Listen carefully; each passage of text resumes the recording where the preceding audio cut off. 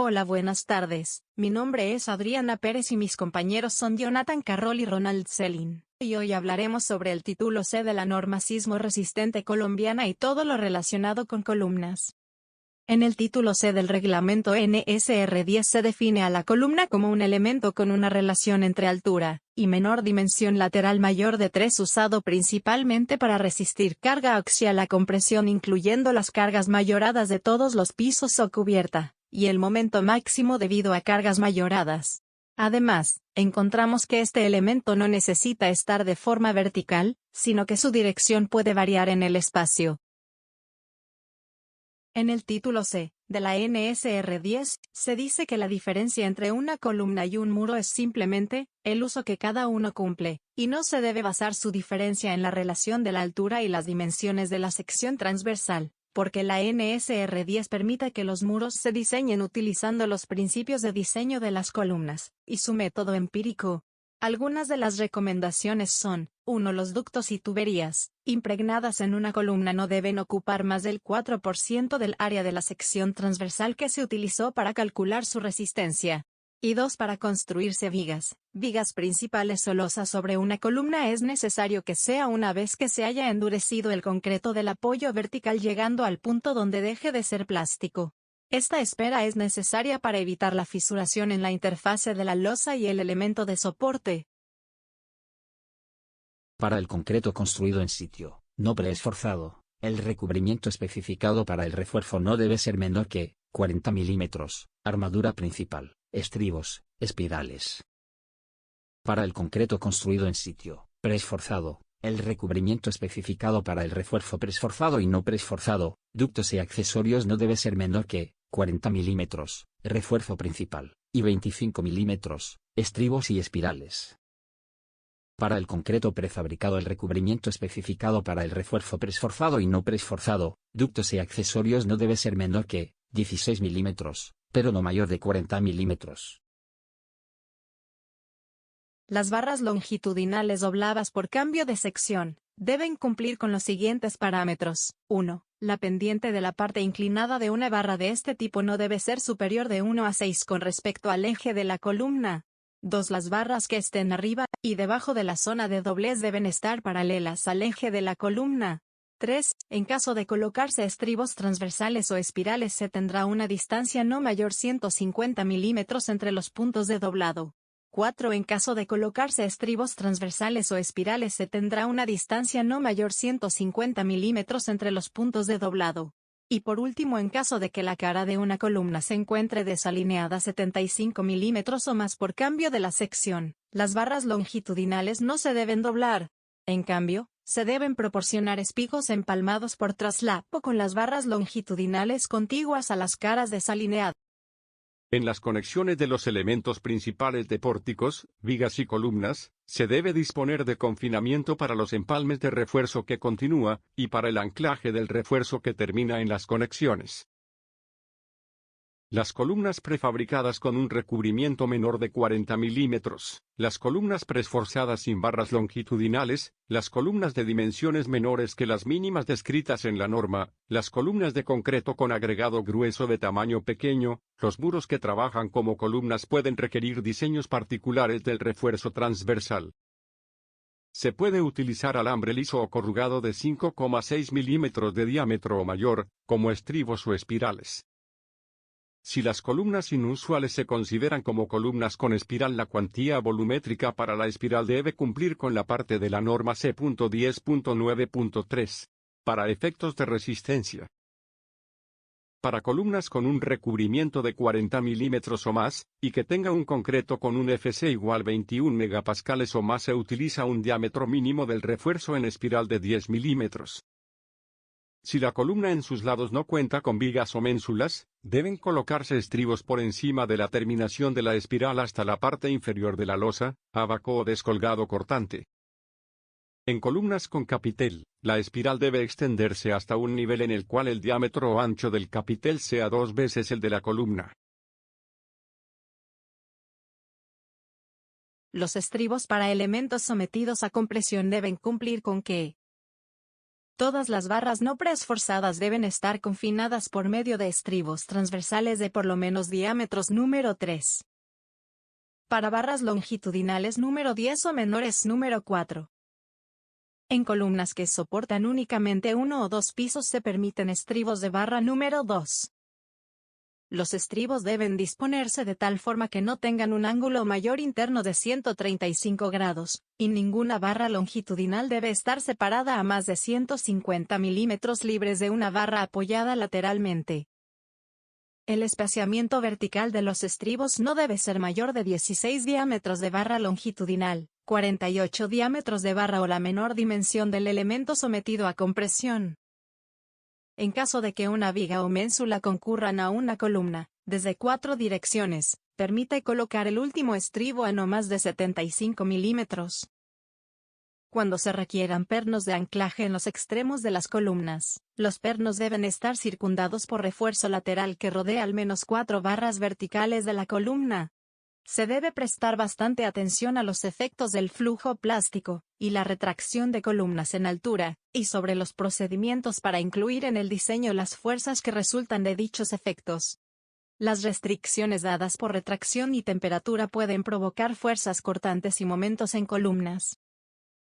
Para las columnas, se permite adoptar cualquier conjunto de suposiciones razonables para calcular las rigideces relativas a flexión y torsión.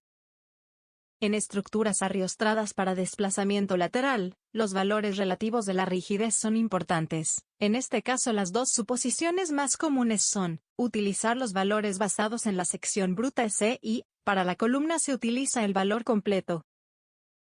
Deben establecerse los conjuntos más exigentes de fuerzas máximas de diseño. La mayoría de los métodos aproximados de análisis desprecian los efectos de las deformaciones sobre la geometría y los efectos de la flexibilidad axial. Por ende, el efecto de esbeltez posiblemente cause que los momentos en columnas deban amplificarse. El porcentaje de refuerzo para columnas no debe exceder del 4% si van a estar empalmadas por traslapo. La máxima cuantía de refuerzo longitudinal en columnas se limita al 4% del área de la columna. Para columnas con espirales y con estribos los porcentajes de refuerzo mínimo que se recomiendan son del 1% y 5% y para el refuerzo máximo se requiere que sea del 8%. Los cálculos de diseño para columnas esbeltas incluyen un factor de reducción de resistencia para la resistencia de la sección transversal, y un factor de reducción para la rigidez. El módulo de elasticidad está basado en la resistencia de concreto a compresión. En el análisis elástico de segundo orden se tiene que el momento de inercia para una columna está dado 0.85 por 0.80 I sub g, igual 0.70 I sub g. Por aquí ya está incluido el factor de rigidez phi igual 0.875. La magnificación de momentos es un análisis que tiene en cuenta los efectos de esbeltez en la columna. Entonces, el momento se multiplica por un magnificador de momento que está en función de la fuerza axial mejorada Pu, y de la carga crítica de pandeo Pc. Se pueden encontrar elementos con desplazamiento horizontal, y sin desplazamiento horizontal y para cada caso la magnificación de momentos se hace de diferente manera. En el caso de estructuras sin desplazamiento lateral, los elementos de arrastramiento deben tener una rigidez lateral idóneo para resistir las deformaciones laterales, a tal punto que los desplazamientos laterales causados por factores externos no afecten la resistencia de la columna. Los elementos a compresión se diseñan para resistir la carga axial mayorada Pu y el momento mayorado amplificado Mc. El valor de E.I. determina la rigidez. Este valor se debe acercar notablemente a las variaciones reales de I.E. ocasionadas por el flujo plástico, el agrietamiento y la desproporcionalidad que hay entre el esfuerzo y la deformación. La ecuación 4 de E.I. se puede aplicar si existen excentricidades pequeñas y altos niveles, donde hay elevados efectos de esbeltez. En cuanto a la ecuación 5 hay menos precisión. Al magnificar el momento, se supone que el momento máximo actúa en h entre 2 o cerca de este punto, siendo h la altura de la columna, pero si el momento actúa en alguno de los extremos de la columna se debe diseñar un momento uniforme equivalente c, m, 2, siendo c, m, un factor de corrección que relaciona los momentos existentes con momentos equivalentes. En caso de que el elemento tenga una carga transversal en el apoyo Cm igual 1, ya que el valor del momento calculado en cualquier parte de la sección será igual a m2, porque los efectos de las cargas producirán momentos lejos de los extremos. Sin embargo, el momento mayorado m2 debe cumplir la siguiente condición. En el caso de elementos con desplazamiento lateral se usan los siguientes modelos matemáticos.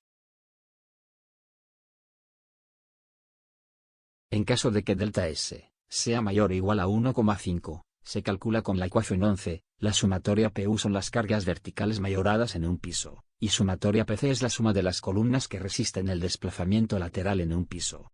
Si se calcularon las deflexiones en función de las cargas de servicio Q, se debe hallar con la ecuación 12, donde delta es la deriva, es decir, la deformación lateral relativa causado por el cortante horizontal mayorado en el piso, V, U, S. Las columnas son elementos estructurales que transfieren las cargas a las losas. Entonces, si la resistencia del concreto de la columna es menor o igual a la resistencia del concreto de entrepiso en más de 40% para columnas interiores o de borde, o de más del 20% para columnas esquineras, no es necesario tomar precauciones especiales. Para hallar la resistencia de la columna en el nudo, F, debe evaluar en las diferentes posiciones que tome esta en la losa, y debe estar en función de la resistencia del concreto, F, C, de la columna y a losa, F, S. En la ecuación 13, H es el espesor de la losa y C2 es la menor dimensión de la columna y se debe cumplir que la relación H entre C2 sea menor a 1/3. También debe tenerse en cuenta que la superficie superior del concreto de la columna debe extenderse 60 centímetros dentro de la losa a partir de la cara de la columna y debe hacerse monolíticamente. La esbeltez es un factor que influye mucho en las columnas. En elementos a compresión para efectos de esbeltez el radio de giro debe ser menor o igual a la siguiente fórmula. Cuando una columna tiene un núcleo de concreto confinado en acero estructural, el espesor del acero de confinamiento debe ser. Si el concreto se confina con espirales, tiene mayor capacidad de carga, el esfuerzo radial que brinda el espiral aseguran la interacción entre el concreto, las barras longitudinales y el núcleo se rigidizan y aumentan la resistencia de la sección. Se deben cumplir que el diámetro de las barras en espiral debe estar entre 0,01 y 0,08 veces el área de la sección de concreto. En cuanto a los estribos transversales, deben extenderse completamente alrededor del núcleo de acero estructural. Deben tener un D mayor o igual a 0,02 veces la mayor dimensión lateral del elemento, siendo D el diámetro del elemento. Sin embargo, estos estribos deben ser mayores de número 10. El espaciamiento entre estribos debe ser menor o igual a la mitad de la menor dimensión lateral del elemento. También se debe colocar una barra longitudinal en cada esquina de la sección con otras barras longitudinales, espaciadas a menos de la mitad de la menos dimensión lateral del elemento. El cortante que ocasionan las cargas externas como gravedad, sismo y viento en las conexiones de las columnas con los elementos, debe tomarse en cuenta al momento de diseñar. Los nudos sin confinamiento lateral necesitan refuerzo. En las secciones donde haya probabilidad de sismos intensos, los nudos deben resistir inversiones de cargas que tengan la capacidad de dar flexión a las vigas adyacentes. Cuando el momento se transmite entre una columna y una losa, el 60% del momento debe considerarse transmitido por flexión, y el 40% restante por excentricidad del cortante. Para columnas rectangulares, se ha supuesto que la porción del momento transmitido por cortante es inversamente proporcional al ancho de la cara de la sección que resiste el momento. Cuando una columna se somete a cargas axiales y de flexión, se pueden dar esfuerzos por tracción en una cara de la columna con excentricidades. Cuando esto pasa se deben usar empalmes que proporcionen una resistencia a la tracción adecuada. También se requiere una capacidad mínima a la tracción en cada cara de la columna, aunque el análisis indique únicamente compresión. Se pueden dar empalmes por traslapo, soldados, o mecánicos y a tope. Las columnas construidas monolíticamente con un sistema de losas deben resistir los momentos producidos por las cargas mayoradas que actúan sobre el sistema de losas. En un apoyo interior, los elementos de apoyo, arriba y abajo de la losa, deben resistir el momento mayorado especificado por la ecuación, en proporción directa a su rigidez, a menos que se realice un análisis general. Cuando se utilizan capiteles metálicos en las columnas, se permite tomar en consideración su contribución a la rigidez y a la resistencia a flexión y cortante. Se permite despreciar las deformaciones axiales en las columnas, debido a los esfuerzos directos, y de las deformaciones por cortante. La rigidez de las columnas está basada en la longitud de estas, desde la mitad del espesor de la losa superior, hasta la mitad del espesor de la losa inferior. El momento de inercia de la columna se calcula con base en su sección transversal, tomando en cuenta el incremento de la rigidez proporcionado por el capitel, cuando lo hay. El momento de inercia de las columnas se puede determinar en cualquier sección transversal fuera de nudos o capiteles de columnas, usando el área bruta del concreto. El momento de inercia puede variar en los ejes de las columnas. El momento de inercia de las columnas en el nudo, desde la parte superior a la parte inferior del sistema viga-losa, debe suponerse infinito. Cuando las vigas se unen a las columnas en la dirección del vano para el cual se determinan los momentos, la rigidez torsional debe multiplicarse por la relación entre el momento de inercia de la losa con la viga, y el momento de inercia de la losa sin la viga.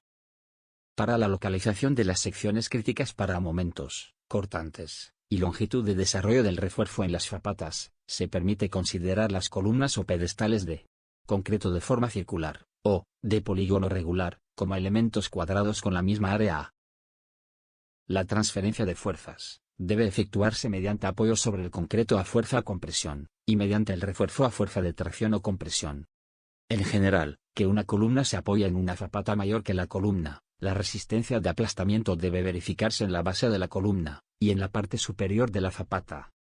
En la parte inferior de la columna debe comprobarse la resistencia, puesto que el refuerzo de la columna no puede considerarse efectivo cerca de la base de la columna, porque la base en el refuerzo no se desarrolla por alguna distancia por encima de la base.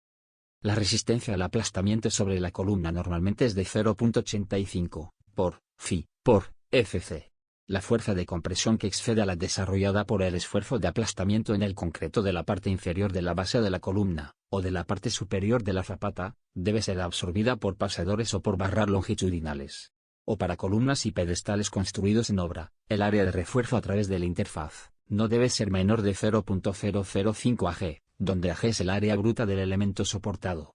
Para asegurar un comportamiento útil en los elementos apoyados y de apoyo, se requiere una cantidad mínima de refuerzo. En el reglamento no se requiere que todas las barras en una columna se prolonguen a través y se anclen a la zapata. Sin embargo, una cantidad de refuerzo con área de 0.005 veces el área de la columna, o un área igual de pasadores, dowels, apropiadamente empalmadas por traslapo, debe extenderse, dentro de la zapata con un anclaje apropiado. Este refuerzo se requiere para proporcionar cierto grado de integridad estructural, durante la etapa de construcción y durante la vida de la estructura. Las columnas prefabricadas deben tener una resistencia nominal a tracción no menor a 1.4 ag. En columnas con una sección transversal mayor a la requerida por consideraciones de carga, se permite emplear un área efectiva reducida, ag, basada en la sección transversal requerida, pero no menor a la mitad del área total.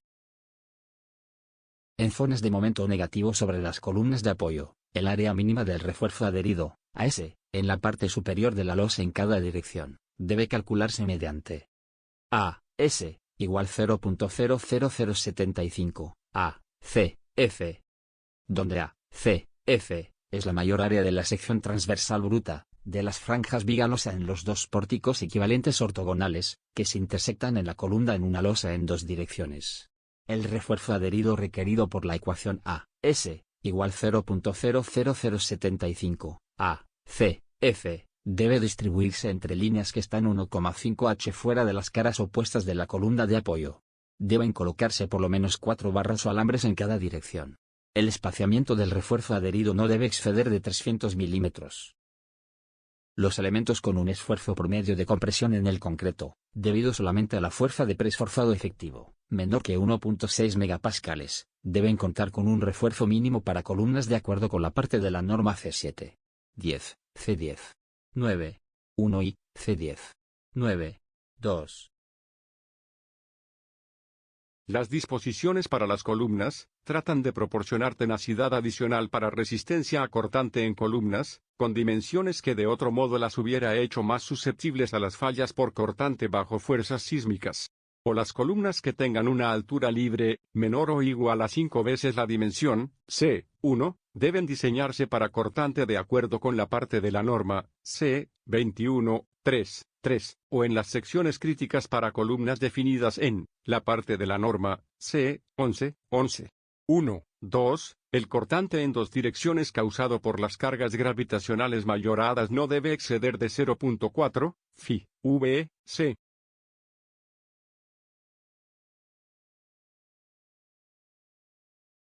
El propósito es reducir el riesgo de falla por cortante en vigas y columnas durante un sismo. El phi, Vn, de vigas y columnas que resisten efectos sísmicos, no deben ser menor que el menor de A y B. A. La suma del cortante asociado con el desarrollo de los momentos nominales del elemento en cada extremo restringido de la luz libre, y el cortante calculado para cargas gravitacionales mayoradas. B. El cortante máximo obtenido de las combinaciones de carga de diseño que incluyan E, considerando E como el doble del prescrito por el título A del reglamento NSR 10.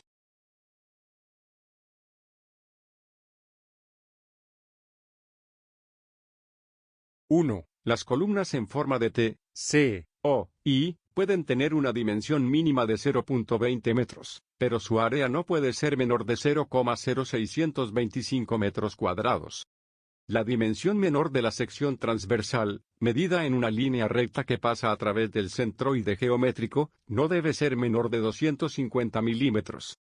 2. El área de refuerzo longitudinal, A, S, T, no debe ser menor que 0.01 A, G ni mayor que 0.04 A, G. 3. Debe utilizarse refuerzo en espiral, o estribos de confinamiento, como se indica a continuación, a menos que se requieran cantidades mayores por esfuerzos cortantes.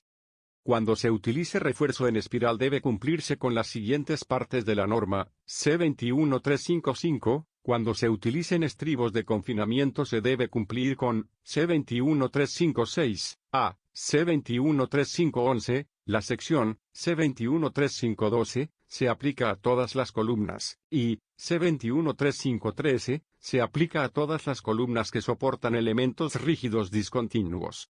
4. Las columnas que soportan reacciones de elementos rígidos discontinuos, como muros, deben estar provistas de refuerzo transversal con espaciamiento S, o, como se especifica en la parte de la norma, C21356, en su altura total debajo del nivel en el cual ocurre la discontinuidad, cuando la parte de la fuerza mayorada de compresión axial en estos elementos, relacionada con el efecto sísmico, excede a G, Fc, entre 10, cuando las fuerzas de diseño han sido magnificadas para tener en cuenta la sobreresistencia de los elementos verticales del sistema de resistencia ante fuerzas sísmicas, el límite de A, G, Fc, entre 10, debe ser incrementado a G, Fc, entre 4. Este refuerzo transversal debe extenderse sobre y bajo las columnas, como se exige en la parte de la norma, C21646, B. El objetivo es reducir la posibilidad de fluencia de las columnas, que se consideran como parte del sistema de resistencia, ante fuerzas sísmicas. Si las columnas no son más resistentes que las vigas que llegan a un nudo, existe la posibilidad de acción inelástica en ellas. En el peor de los casos de columnas débiles, se puede producir fluencia por flexión, en ambos extremos de todas las columnas, en un piso dado ocasionando un mecanismo de falla de columnas, que puede conducir al colapso. Las columnas de pórticos con capacidad moderada de disipación de energía, DMO, deben satisfacer la parte de la norma, C21362, o C21363. Las resistencias a flexión de las columnas deben satisfacer la ecuación sumatoria, MN, C, mayor o igual a 1,2 sumatoria, MN, B. Donde 1. La sumatoria de MN, C, igual suma de los momentos nominales de flexión de las columnas que llegan al nudo. 2. La sumatoria, MN, B igual suma de los momentos resistentes nominales a flexión de las vigas que llegan al nudo. Las resistencias a la flexión deben sumarse de tal manera que los momentos de la